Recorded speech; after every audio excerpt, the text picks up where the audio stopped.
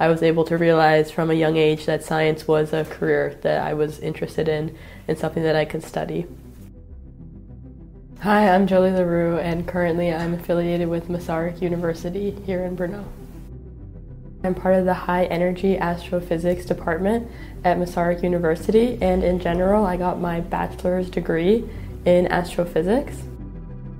I am working on studying active galactic nuclei, and active galactic nuclei are active supermassive black holes at the center of galaxies that emit a lot of light and energy. The high energy astrophysics group is actually working on building a telescope that is going to continue studying these objects further, and so my research can directly go to helping to build and work on this telescope.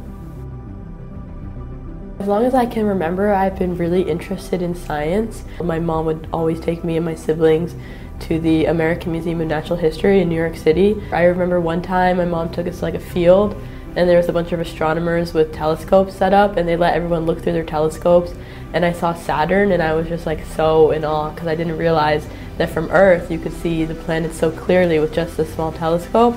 And so events like these, and thanks to other astronomers and scientists who made their science, I was able to realize from a young age that science was a career that I was interested in and something that I could study.